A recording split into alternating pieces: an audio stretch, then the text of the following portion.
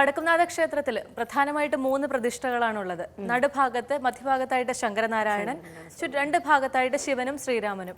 ഈ ശങ്കരനാരായണനാണ് പ്രധാന പ്രതിഷ്ഠ എന്നാണ് കരുതപ്പെടുന്നത്. അതുകൊണ്ട് തന്നെ ശങ്കരനാരായണനെ 6 തവണ വലം വെക്കണം എന്നുള്ളതാണ് അവിടുത്തെ ഒരു വിശ്വാസം. മറ്റു 2 ദൈവ പ്രതിഷ്ഠകളെയും 4 തവണ വലം വെച്ചാൽ മതി. അങ്ങനെയാണ് കരുതപ്പെടുന്നത്. ഇപ്പോൾ വടക്കുംനാഥന്റെ പ്രധാന മൂർത്തി വടക്കുംനാഥൻ തന്നെയാണ്, ശിവനാണ്. അത് പല പല ഐതിഹ്യങ്ങളുണ്ട് അതിന് പുറകിൽ.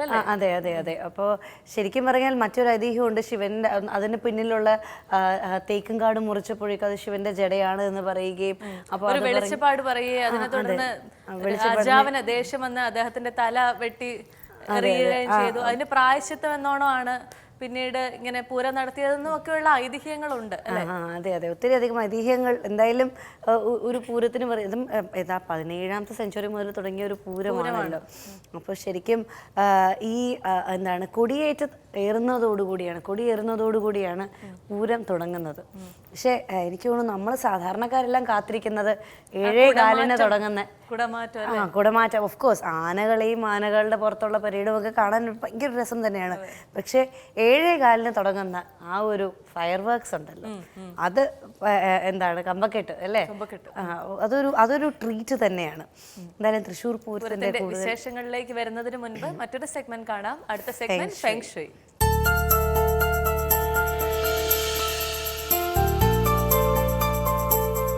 നമസ്കാരം, ഫെങ് ഷുയിലേക്ക് സ്വാഗതം. ഫെങ് ഷുയെക്കുറിച്ചുള്ള നമ്മുടെ സംശയങ്ങളും മറ്റും നിവാരണം നൽകുവാൻ ഇന്ന് നമ്മോടൊപ്പമുള്ളത് Tejas feng shui director doctor Shaji K നായരാണ്. നമുക്ക് അദ്ദേഹത്തെ സ്വാഗതം ചെയ്യാം. സ്വാഗതം സർ. ഇന്നും അടുത്തൊരു കത്താണ് ഞാൻ വായിക്കാം. സാർ, ഞാൻ കോട്ടയത്തു നിന്നാണ്. എൻ്റെ പേര് റുബൈദ. സാറിന് ഓർമ്മയുണ്ടാകുമോ എന്നറിയില്ല. സാർ 3 വർഷത്തിന് മുന്നേ എൻ്റെ വീട്ടിൽ വന്ന് ഫെങ് ഷുയ് ചെയ്തിട്ടുണ്ടായിരുന്നു. അതിനുശേഷം വളരെ നല്ല മാറ്റമാണ് എനിക്കുണ്ടായിട്ടുള്ളത്. സാർ, ഞാനിപ്പോൾ കോട്ടയത്ത് ഒരു പാർലർ സ്റ്റാർട്ട് ചെയ്തു. ആ പാർലറിൽ ഒത്തിരി പ്രോബ്ലംസ് ഉണ്ട്. സാർ, വീട്ടിൽ വന്നപ്പോൾ തന്നതുപോലുള്ള ഫെങ് ഷുയുടെ ടൂൾസ് വാങ്ങി വെച്ചാൽ മതിയാകുമോ? ഇതിനകത്ത് ഞാൻ നേരത്തെ ചെയ്തിട്ടുള്ള ആളാണ്, എനിക്ക് വലിയ ഓർമ്മ വരുന്നില്ല. എന്നാലും അതൊരു നല്ലൊരു ക്വസ്റ്റ്യനാണത്. കാരണം ഫെങ് ഷുയിൽ നേരത്തെ ചെയ്തപ്പോൾ നല്ല മാറ്റം ഉണ്ടായിരുന്നു, അത് ഒക്കെ പറയുന്നുണ്ട്. എന്നാലും ഈ ഓരോരുത്തരെ കൊണ്ട്, ഇപ്പം ഞാൻ പല വീടുകളിൽ പോയി വാസ്തു നോക്കുമ്പോഴും ഞാനല്ല ശരിക്കും അവരെ കൊണ്ട് ചെയ്യും, അവരെ കൊണ്ട് ഞാൻ ചെയ്യിപ്പിക്കുകയും ചെയ്യും. അതാണ് ഇപ്പോൾ ഈ ഒരു ക്വസ്റ്റ്യൻ അവിടെ വരാൻ കാരണം. എപ്പോഴും എൻ്റെ എല്ലാ ആഡിലും ഞാൻ കൊടുത്തിട്ടുണ്ട് വിതിൻ 24 hours ചേഞ്ച് അറിയാം എന്ന് പറയാറുണ്ട്. എന്തുകൊണ്ടാണ് അതറിയാൻ പറ്റുന്നത്? ഈ പറയുന്ന കാര്യങ്ങളെല്ലാം ഞാൻ കൃത്യമായിട്ട് മെഷർമെൻ്റ് എടുത്തതിന് ശേഷം ഒരു സ്റ്റോൺ ആയിരുന്നാലും അല്ലെങ്കിൽ ഒരു ലാഫിംഗ് ബുദ്ധ അല്ലെങ്കിൽ ഒരു ഫ്രോഗ് എന്ത് ഐറ്റം കൊടുത്തു കഴിഞ്ഞാലും അത് എനർജൈസ് ചെയ്യുന്നത് ആ വീട്ടുകാരെ കൊണ്ട് മാത്രമേ ഞാൻ ചെയ്യിക്കാറുള്ളൂ. എനിക്കത് എനർജൈസ് ചെയ്ത് കൊടുക്കാൻ അറിഞ്ഞുകൂടാത്തതുകൊണ്ടല്ല. ഞാൻ എനർജൈസ് ചെയ്ത് കൊടുത്തു കഴിഞ്ഞാൽ അത് ആ വീട്ടിൽ അവരവിടെ വയ്ക്കുകയും എന്തൊരു സാധനം നമ്മൾ എനർജൈസ് ചെയ്താലും 21 days അതിൻ്റെ എനർജി ലോസ് ആവും. ഏതൊരു സാധനം, ഇപ്പോൾ നമ്മൾ പല വീടുകളിലും വാങ്ങിച്ചു വെച്ചിരിക്കുന്ന സുദർശന ചക്രമായിരുന്നാലും ഇതൊക്കെ നമ്മൾ കൂടെ എനർജൈസ് ചെയ്ത് കൊടുക്കണം. ഈവൻ നമ്മുടെ ഒരു വ്യക്തിയുടെ കഴുത്തിലിടുന്ന ഏലസ്, ഈ ചെറിയ ഏലസൊക്കെ വേണമെങ്കിലും അതും നമ്മൾ 41 ദിവസത്തിനകത്ത് നമ്മളതിനെ പൂജിക്കണം എന്നൊക്കെയാണ് പറയാറ്. അപ്പോൾ ഞാനൊരു പക്ഷേ ഒരു വീട്ടിൽ ചെന്നൊരു ലാഫിംഗ് ബുദ്ധ എനർജൈസ് ചെയ്ത് കൊടുത്തു, അവരവിടെ വച്ചു. ആ ലാഫിംഗ് ബുദ്ധ ഇന്ന ആൾ കൊണ്ട് തന്ന ലാഫിംഗ് ബുദ്ധയാണ്, അതവിടെ ഇരുന്നോട്ടെ എപ്പോഴും അത് നിൽക്കും, ഇല്ല, അത് കുറേ കഴിയുമ്പോൾ അത് ഡിസ്ചാർജ് ആവും. നേരെ മറിച്ച് ആ വീട്ടുകാരെ കൊണ്ടാണ് ചെയ്യിപ്പിക്കണമെങ്കിലോ അത് ഓട്ടോമാറ്റിക്കായിട്ട് ഓരോ വീക്കിൽ ഒരേ ഫ്രൈഡേയോ അല്ലെങ്കിൽ സാറ്റർഡേയോ അല്ലെങ്കിൽ സൺഡേ ഇത് ഏതെങ്കിലും ഒരു ദിവസം അവർ കൃത്യമായിട്ട് അത് ചെയ്തുകൊണ്ടേയിരിക്കും. അപ്പോൾ ആ ലാഫിംഗ് ബുദ്ധ ആ വീടിനകത്ത് എപ്പോഴും ഒരു പോസിറ്റീവ് എഫക്റ്റ് കിട്ടിക്കൊണ്ടേയിരിക്കും. ഏത് വീടെല്ലാം ചെല്ലുമ്പോൾ അതിന് പ്രത്യേകിച്ച് പറയാറുള്ളത് വീടെപ്പോഴും നീറ്റ് ആൻഡ് ക്ലീൻ ആയിരിക്കണം എന്ന് പറയാറുണ്ട്. ആ ഒരു രീതി അനുസരിച്ചാണ് നമ്മൾ അത് ചെയ്യുന്നത്. അപ്പം ഈ മാഡത്തിൻ്റെ ഒരു സംശയമാണത്. കാരണം അദ്ദേഹത്തിന് അവർ പോയപ്പോൾ അവിടെ ഞാൻ ലാഫിംഗ് ബുദ്ധയും കാര്യങ്ങളൊക്കെ ഇപ്പോൾ എനിക്ക് ഓർമ്മ വരുന്നുണ്ട്. ഒരു റുബൈദ മാഡം, അപ്പം റുബൈദ മാഡത്തിൻ്റെ അവിടെ ഞാൻ ലാഫിംഗ് ബുദ്ധ കൊടുത്തപ്പോൾ സാർ ഞങ്ങൾ മുസ്ലിം മതവിഭാഗക്കാരൻ, ഞങ്ങൾക്കത് വച്ചുകൂടാ എന്നൊക്കെ പറഞ്ഞൊരു മാഡമാണ്, എനിക്ക് നല്ല ഓർമ്മ വരുന്നുണ്ട്. എന്നാലും അവർ ആ ലാഫിംഗ് ബുദ്ധ വാങ്ങിച്ച് അവിടെ വച്ചിട്ടുണ്ടായിരുന്നു. ഞാൻ പറഞ്ഞത് ആരാധിക്കുന്ന വിഗ്രഹങ്ങളാണ് വച്ചുകൂടാന്നുള്ളത്, ഇത് ജസ്റ്റ് ഷോക്കേസിലങ്ങ് വച്ചിരുന്നാൽ മതി, വേറെ ഒന്നും ചെയ്യേണ്ട എന്ന് പറഞ്ഞതായിരുന്നു. ശരി, അപ്പം ഇപ്പോഴത്തെ സംശയം എന്ന് പറയുമ്പോൾ ഒരു ബ്യൂട്ടി പാർലറിൽ ഇതേപോലെ ടൂൾ വാങ്ങി വെച്ചാൽ മതിയോ എന്നാണ് ക്വസ്റ്റ്യൻ. പോരാ. കാരണം വീടിൻ്റെ മെഷർമെൻ്റ് എടുത്ത് അതിൻ്റെ ഏതൊക്കെ ഭാഗത്ത് ഏതൊക്കെ എനർജി വരുന്നു എന്ന് നോക്കിയതിന് ശേഷമാണ് അതിൻ്റെ റെമഡി ഞാൻ കൊടുത്തിട്ടുള്ളത്. അതേപോലെ സാധനങ്ങൾ വാങ്ങിക്കൊണ്ടുവന്ന് പാർലറിൽ വെച്ച് കഴിഞ്ഞാൽ അത് എത്രത്തോളം സക്സസ് ആവും എന്ന് നമുക്കൊരു ഉറപ്പുമില്ല. കാരണം പാർലറിൻ്റെ ഡയറക്ഷൻ പോലും ഇതിൽ പറഞ്ഞിട്ടില്ല. ഏത് ഡയറക്ഷനിലാണ് പാർലർ ഇരിക്കുന്നതെന്ന് നമുക്കറിയത്തില്ല. ഡയറക്ഷൻ പറഞ്ഞിട്ടില്ല, അല്ല ഏത് പൊസിഷനിലിരിക്കണമെന്ന് അറിയത്തില്ല. അപ്പോൾ ഏത് പൊസിഷനിലാണോ ആ പാർലർ ഇരിക്കുന്നത്, അവിടെ നിന്ന് വരുന്ന എനർജി ഏത് ലെവലാണോ ആ ലെവൽ അനുസരിച്ച് അവിടെ ക്യാഷ് ടേബിൾ ഏത് പൊസിഷനിൽ വേണം. എപ്പോഴും പല ബ്യൂട്ടീഷ്യന്മാരും എന്നെ വിളിക്കാറുണ്ട്, സാർ വന്നെന്ന് എൻ്റെ പാർലർ നോക്കണം, ഞാൻ തുടങ്ങിയപ്പോൾ ഒത്തിരി ആൾക്കാർ വന്നിരുന്നു, പിന്നെ അത് ആൾക്കാർ വരുന്നില്ല എന്നൊക്കെ പല ആൾക്കാരും വിളിച്ച് പറയാറുണ്ട്.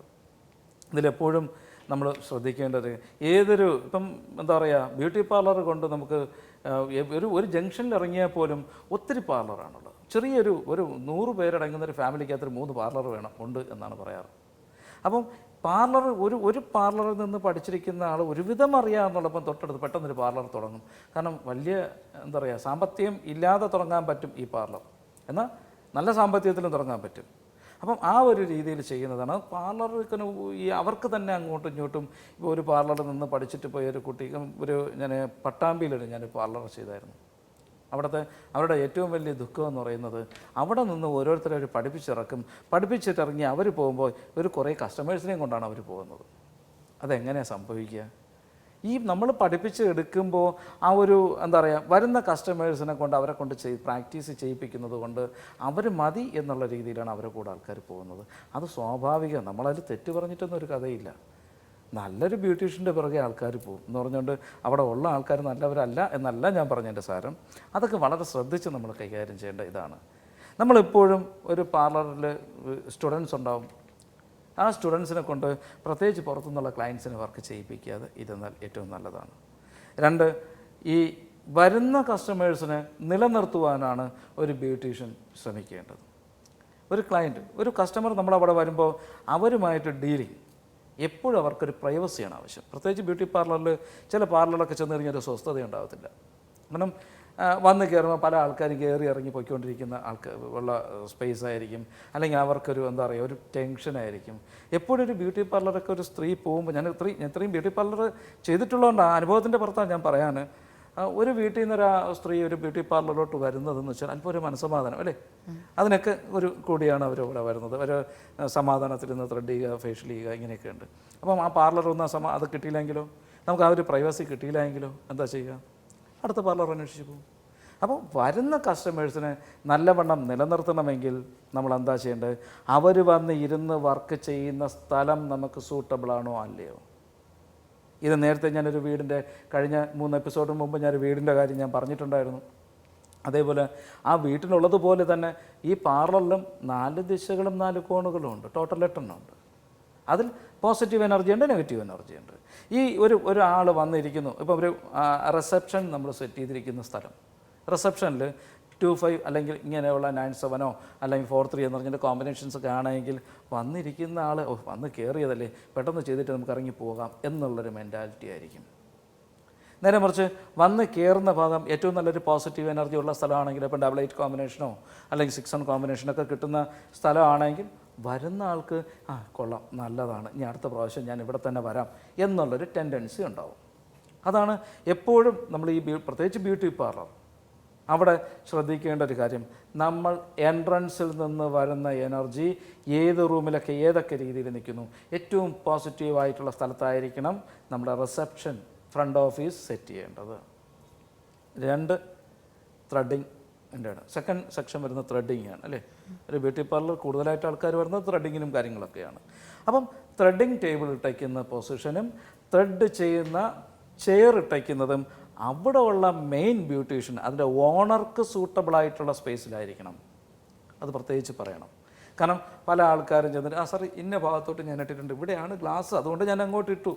ആൾക്ക് ഏറ്റവും കൂടുതൽ ടെൻഷൻ ഉണ്ടാകുന്ന ഫയർ എനർജി അല്ലെങ്കിൽ ഒത്തിരി നെഗറ്റീവായിട്ട് കിട്ടുന്ന സ്പേസിലോട്ടായിരിക്കും തിരിഞ്ഞു നിന്ന് വർക്ക് ചെയ്യുന്നത്. ഒരു ക്ലയൻറ്റ് വന്നു, ആളുടെ ത്രെഡ് ചെയ്തുകൊണ്ടിരിക്കുമ്പോൾ നമ്മൾ നോക്കി നിൽക്കുന്നത് നമുക്ക് നെഗറ്റീവായിട്ടുള്ള സ്പേസിലാണെങ്കിൽ നമുക്ക് കോൺസെൻട്രേഷനിൽ ചെയ്യാൻ പറ്റത്തില്ല. ആ ആൾ നമ്മളുമായിട്ട് നെഗറ്റീവ് മാത്രമേ നമ്മളിലുണ്ടാവുള്ളൂ. ആ ആളിൽ നിന്നുള്ള പോസിറ്റീവ് നമുക്ക് കിട്ടത്തില്ല. അങ്ങനെയുള്ള അനുഭവം ഉണ്ടാകും. അപ്പോൾ ശ്രദ്ധിക്കേണ്ടത് ഒരു ബ്യൂട്ടീഷ്യന് സൂട്ടബിളായിട്ടുള്ള സ്ഥലത്തോട്ട് വേണം നമ്മൾ ആ നിൽക്കേണ്ടത്, ആ ബ്യൂട്ടീഷ്യൻ നിന്ന് വർക്ക് ചെയ്യേണ്ടത്. അപ്പോൾ അത്രത്തോളം പോസിറ്റീവ് എനർജിയുള്ള സ്ഥലമായിരിക്കണം ഈ ത്രെഡിങ് ടേബിളും കാര്യങ്ങളൊക്കെ ഇട്ടേക്കുന്ന സ്ഥലവും. അത് കഴിഞ്ഞാൽ വരുന്നത് ഫേഷ്യലിംഗ്, ഇല്ലയോ? ഫേഷ്യലിംഗ് അല്ലേ അത് കഴിഞ്ഞു ഫേഷ്യലിംഗ്. അപ്പോൾ ഒരു ക്ലയൻറ്റ് ഒരു ബ്യൂട്ടി പാർലർ വരുമ്പോൾ അരമണിക്കൂർ 1 മണിക്കൂറൊക്കെ എടുക്കും അല്ലേ ഒരു ഫേഷ്യലിംഗ്? 1 മണിക്കൂർ ഏകദേശം. ഈ 1 മണിക്കൂർ വരെ സ്വസ്ഥമായിട്ട് കിടക്കേണ്ട ഒരു സ്ഥലമാണ്, അല്ലെങ്കിൽ ചാരി ഇരിക്കേണ്ട ഒരു സ്ഥലമാണ് ഫേഷ്യലിംഗ് അല്ലേ? അത്രത്തോളം പ്രൈവസി കിട്ടുന്ന ഒരു സ്ഥലം. അപ്പം അങ്ങനെയുള്ള പ്രൈവസി കിട്ടേണ്ട ഒരു സ്ഥലവും നേരത്തെ ഞാൻ പറഞ്ഞ നെഗറ്റീവ് എനർജി വരുന്ന സ്ഥലമാണെങ്കിലോ അവർ പിന്നെ ആ പാർലർ അവർ വരൂ? ഒരിക്കലും വരത്തില്ല. അപ്പം അതും നല്ല പോസിറ്റീവായിട്ടുള്ള സ്ഥലമായിരിക്കണം. ഇതേപോലെ ഏറ്റവും കൂടുതൽ പോസിറ്റീവ് എനർജി കിട്ടുന്ന സ്ഥലമായിരിക്കണം. അങ്ങനെ ഈ ബ്യൂട്ടി പാർലറിൻ്റെ ഓരോ മുക്കും മൂലയും നമ്മൾ നോക്കി പരിശോധിച്ച് ചെയ്ത് കഴിഞ്ഞാൽ ഈ ഒരു കാരണവശാലും അവിടെ എത്ര സ്റ്റുഡൻസിനെ നമ്മൾ പഠിപ്പിച്ചു കഴിഞ്ഞാലും ഇവിടുത്തെ ക്ലയൻസിനെ അവർ കൊണ്ടുപോകത്തുമില്ല. ഇവിടെ വരുന്ന ക്ലയൻസ് എപ്പോഴും ഈ പാർലറിൽ തന്നെ നിലനിൽക്കുകയും ചെയ്യും എപ്പോഴും. പിന്നെ രണ്ടാമത് ബ്യൂട്ടീഷ്യനെ സംബന്ധിച്ചിടത്തോളം വേറൊരു കാര്യമുണ്ട്. അത് വരും എപ്പിസോഡിൽ ഞാൻ വിശദമായിട്ട് പറഞ്ഞു തരാം. ഇതിൻ്റെ കണ്ടിന്യൂഷൻ തന്നെ നമുക്ക് നാളത്തേലും നമുക്ക് സംസാരിക്കാം. നിങ്ങൾക്ക് ഇതിനകത്ത് കൂടുതൽ എന്തെങ്കിലും സംശയങ്ങളോ കാര്യങ്ങളോ ഉണ്ടെങ്കിൽ എല്ലാവരുടെയും ഡേറ്റ് ഓഫ് ബർത്തും വീടിൻ്റെ ദർശനം എങ്ങോട്ടാണെന്ന് നോക്കിയതിന് ശേഷം എന്നെ വിളിക്കുക. നമസ്കാരം.